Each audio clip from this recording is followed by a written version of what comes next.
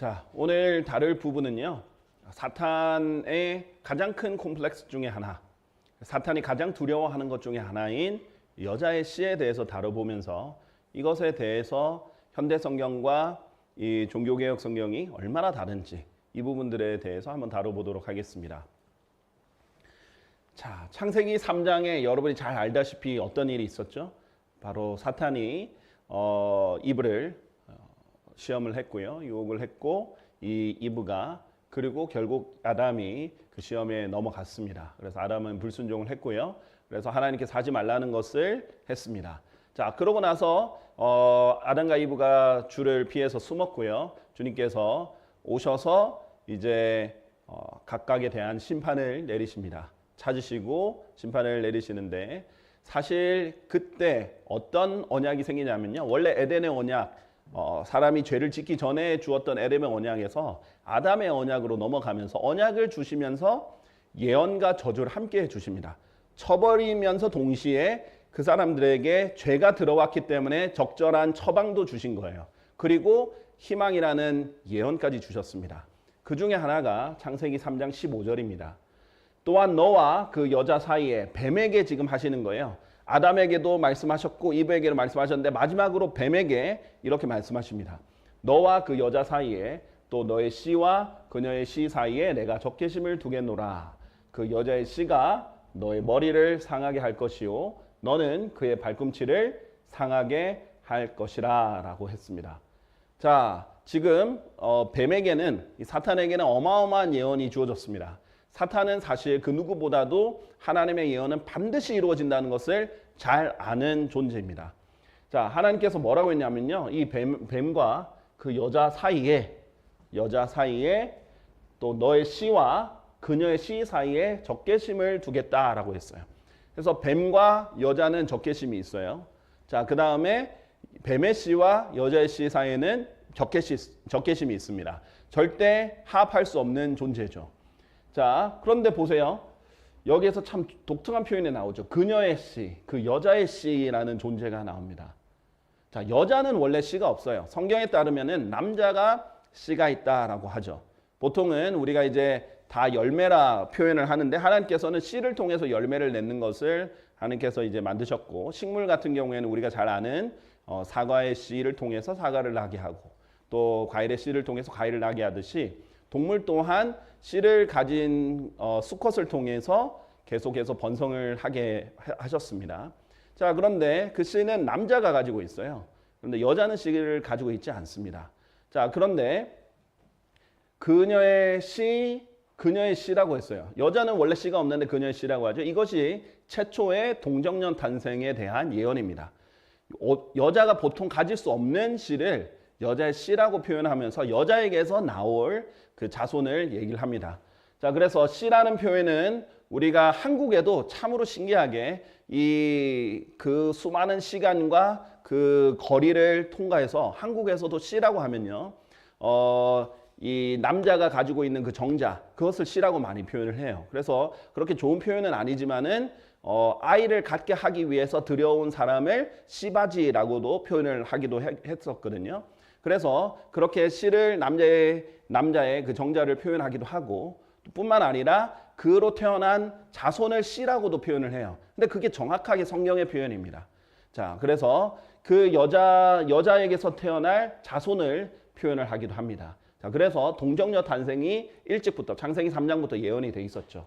그런데 이 동정녀 탄생으로 날 그 여자의 씨가 너의 머리를 상하게 할 것이다. 자, 누구의 머리를 상하냐면 사탄의 머리 자체를 상하게 할 거라는 거죠. 엄청난 예언입니다. 그리고 사탄은 그의 발꿈치를 상하게 할 것이다 라고 했습니다. 자, 여기서 아주 중요한 예언인데요. 일부 이제 성경에서는요, 그의 발꿈치를 부술 것이다 라고 표현을 했어요. 자, 그것은 틀린 말입니다. bruise라는 표현이에요. 상하게 한다는 뜻이에요.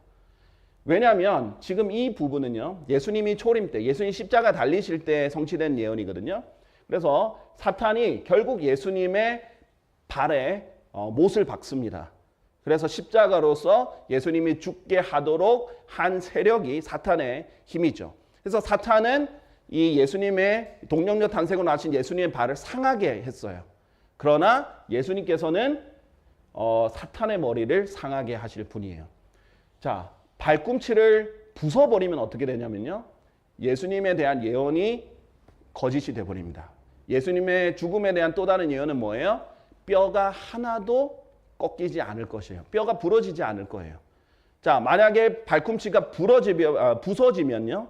발꿈치는 뼈잖아요. 그게 완전 부서지면 뼈가 부서지는 게 돼버립니다. 근데 예수님은 죽을 때 뼈가 하나도 부러지지 않는 것이 예언이기 때문에 발꿈치가 상하죠. 못에 찔렸기 때문에. 그러나 뼈가 상하진 않았어요. 뼈가 부러지진 않았어요. 상하지 않는 게 아니라 부러지진 않았어요. 근데 발꿈치는 상했죠. 자, 그래서 이 부분은 이제 성경을 아는 사람들은 초림 때 사탄이 예수님을 향해서 이룬 부분이고요. 이것은 예수님께서 재림 때 사탄의 머리를 상하게 할 부분입니다. 자, 그렇기 때문에 이 저주와 예언이 뱀에게 주어진 이후로 뱀에게는 어떤 컴플렉스와 어떤 집착이 생기냐면, 그리고 노이로제가 생기냐면 이 여자의 씨가 누구일 것인가에 대한 씨에 대한 집착이 생깁니다. 자, 그때부터 하나님이 복을 줄 것 같은 씨에 대해서는 집중 공격이 이루어지죠. 자, 이 부분에 대해서 한번 살펴보도록 할게요. 자, 여기 창세기 12장 19절을 보면요. 아브라함에 대해서 얘기가 나옵니다. 여러분 12장에 보면 어떤 일이 있냐면요. 아브라함과 사라가 그렇죠. 근데 아브라함이 되기 전이죠. 아브람과 사레일 때예요. 아브라함과 사라가 되기 전에 아브람과 사레가 이 이집트로 갔다가 어떤 일이 일어나면 파라오의 아내가 될 뻔합니다. 어떻게 했냐면은 파라오가 그 사례를 보고 너무 예쁘니까 아내로 삼으려고 데려갔었죠. 자, 그런데 그렇게 됐으면 어떻게 돼요? 하나님께서는 아브라함의 씨에 대한 축복을 한 언약을 줬거든요. 아브라함의 언약이라고 합니다. 아브라함의 씨를 통해서 하나님께서 모든 민족에게 복을 줄 거라는 예언을 합니다. 바로 이 아브라함의 씨에서 나실 분이 예수님이죠. 메시아에 대한 예언이 아브라함의 씨를 통해서 일어납니다. 자, 그런데 마귀가 이것을 알고 가만둘 수가 없죠. 아브라함의 자손을 공격을 해야 되겠죠. 자, 그런데 만약에 사레가 파라오의 아내가 됐다면 어떻게 될까요? 씨가 더럽혀지는 거예요. 자, 왜냐하면 사레에게서 난 자식이 아브라함의 자식인지 파라오의 자식인지 난 논쟁거리가 될 수 있겠죠. 의문거리가 될 수 있고 question, 물음표가 될 수 있겠습니다. 자, 그런데 그것을 하나님께서 미리 막아주셨어요.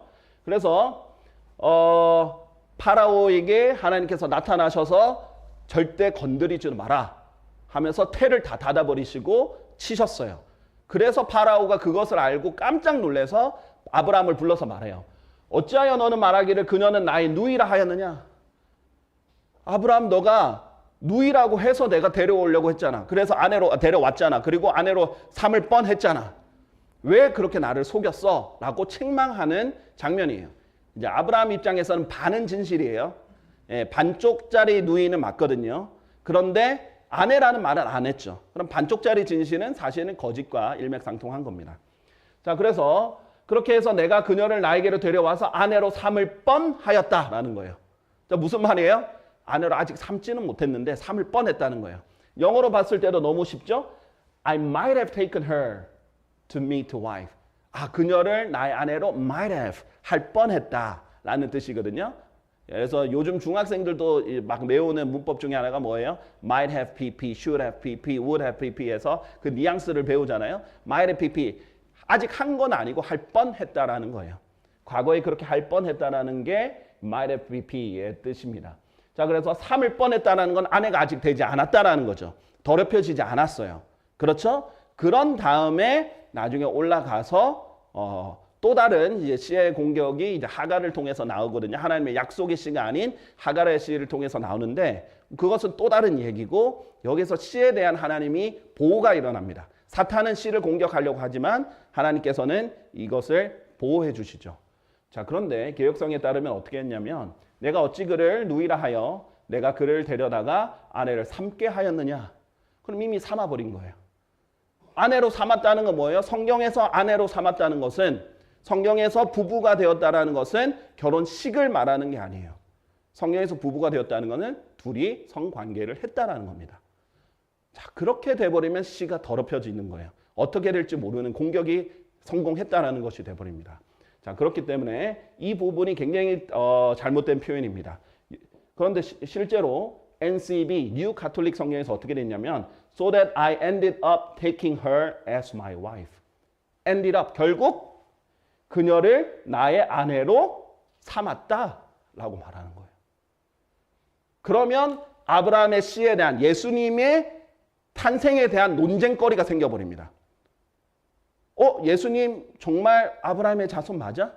정말 메시아가 그 아브라함에서 나온 그 씨가 정말 순수한 씨 맞아? 이런 물음표를 논쟁거리로 만들어버리는 장면이에요. 굉장히 교묘하죠. 이런 한 단어에 따라서 이 씨에 대한 엄청난 차이가 있습니다. 그런데 이 부분뿐만 아닙니다. 자, 이런 마귀의 공격과 하나님의 보호와 또 심지어 성경에서 그런 부분을 건드린 부분, 특히 아브라함과 다윗이 중요하거든요. 그런 부분들 좀 더 설명을 드리도록 하겠습니다. 마태복음 1장 6절에 보면요. 마태복음 1장 6절 보기 전에 마태복음 1장 1절을 보면요. 마태복음 1장 1절에는 이렇게 나옵니다. 다윗의 자손이요 아브라함의 자손인 예수 그리스도의 세대에 관한 책이다라고 나와요. 자, 그러면 예수님이 어떤 분이나 다윗의 자손이고 아브라함의 자손이다라는 걸 강조한 거예요. 일부러 다윗의 자손을 먼저 넣었어요. 아브라함이 먼저 태어난 사람이지만 왜냐하면 마태복음은 유대인의 왕을 위한 책이거든요. 그래서 왕을 강조할 땐 다윗을 강조합니다. 그래서 다윗의 자손이라는 것은 다윗의 언약을 받은 다윗의 씨다. 아브라함의 자손이라는 건 아브라함의 언약을 받은 아브라함의 씨다를 강조한 거예요. 자, 그래서 마태복음 1장 1절부터 굉장히 중요한 책인데요. 여기서부터 마태복음 1장 6절 쭉 계보가 나오죠. 왕의 계보입니다. 유대인의 왕의 계보를 설명하면서 유대인의 왕은 아브라함의 자손이어야 되면서 동시에 다윗의 자손이어야 되거든요. 자, 이새는 다윗 왕을 낳았고 그래서 다윗에게만 유일하게 왕이란 칭호를 써요. 성경에서 보면 다윗 왕은 우리아스의 아내였던 그녀에게서 솔로몬을 낳았고라고 되어 있습니다. 자, 그렇죠. 다윗이 솔로몬을 낳을 때 우리아의 아내였던 밧세바에게서 낳았습니다. 자, 그런데 이게 왜 중요하냐? 만약에 개역 성경처럼 이 구절이 잘못 인용이 됐네요. 죄송합니다. 자, 이 구절 개역 성경을 보냐면 우리아의 아내에게서 솔로몬을 낳았다라고 돼 있어요. 자, 이 구절은 제가 잘못 인용을 했는데 마태복음 1장 6절 개역 성경을 보면 우리아의 아내였던이 아니라 우리의 아내에게서 솔로몬을 낳았다. 그러면 어떻게 되느냐? 솔로몬은 간음을 통해서 낳은 자식이 돼버려요. 그런데 성경은 그렇지 않죠? 간음을 통해서 우리아의 아내였던 밧세바를 통해 간음을 통해서 낳았던 자식은 죽었습니다. 하나님께서 일부러 어린아이 때 살지 못하게 하셨어요. 그래서 많이 아팠다가 어린 나이에 죽어버렸어요. 자, 그러면 씨에 대한 문제는 없어졌어요. 왜냐하면 우리아의 아내일 때 우리아가 아직 살아있고 우리아가 아내였을 때 다윗이 간음해서 낳은 자식은 누구나 의문을 제시할 수 있어요. 정말 다윗의 자식이냐 아니면 우리아의 자식이냐. 하지만 그 아이는 죽어버렸어요. 그리고 우리아도 죽어버렸어요. 그러고 나서 하나님께 징계와 책망을 받고 정식으로 회개해서 정식으로 아내를 밧세바로 삼아서 낳은 아들이 솔로몬이잖아요. 그렇죠? 그러면 씨에 대한 문제는 없습니다. 그래서 하나님께서 회개한 다윗을 받아들이시고 솔로몬의 어린 시절 이름을 여디디아라고 하셨어요. 여디디아의 뜻은 뭐냐면 하나님께서 사랑하신다라는 뜻이에요. 하나님께서 회개한 사람을 사랑을 해준다라는 것을 또한 알려주시면서 사랑을 받은 아들 솔로몬이 태어납니다. 그래서 이 솔로몬이 다윗의 정식 계통의 왕의 자손으로서 다음 왕이 되죠. 아내였더니 아주 중요하죠. 아내인 그녀에게서 솔로몬을 낳으면 안 되는 거죠. 그럼 씨에 대한 문제가 생깁니다. 자, 이런 식으로요. 제가 이제 구절 하나하나 이렇게 설명을 드리면 보여드리면 이제 좋을 텐데 간략하게 이제 표를 통해서 이제 보여드리겠습니다. 사탄이 어떤 식으로 공격했는지 하나 볼게요. 첫 사람이 누군가요? 첫 자식, 사람에게서 아담과 이브가 첫 사람들이죠. 그들에게서 태어난 첫 사람이 바로 카인이고 아벨입니다. 자, 형제죠. 쌍둥이였을 것이라고 이제 추정이 되는 사람들입니다. 기록에 보면. 그런데 카인은 이제 악한 사람이죠. 그런데 아벨은 하나님의 뜻에 따라 어린 양을 하나님께 드리던 사람이었어요. 하나님께 올바로 경배하던 사람이었고, 카인은 하나님의 방식, 반드시 죄의 대가는 사망이기 때문에 피를 흘려야 되는데 자기의 죄 대신 누군가 죽어야만 되는 거거든요. 그런데 그게 아니라 그냥 채소를, 야채를 바쳐가지고 하나님의 뜻대로 하는, 저주받은 땅에서 나온 걸 그냥 그대로 드린 거죠. 자, 그렇기 때문에 제대로 이제 하나님의 방법대로 경배를 드리지 않은 사람입니다. 자, 그런데 하나님께서 아벨의 제물만 받아들이고 카인의 제물을 안 받아들이니까 어떻게 했어요? 카인이 아벨을 죽여버리죠. 바로 그 여자의 씨, 일단 1차적으로 물리적으로 이 이브의 직접적인 바른 씨인 아벨을 죽여버립니다. 이제 그렇게 사탄이 첫 공격을 시작을 합니다. 그런데 어떻게 됐어요? 하나님께서 그래서 새로운 아들인 셋을 주십니다. 그렇게 해서 하나님께서는 또 다른 아들 셋을 통해서 하나님 역사를 이어가게 해주십니다.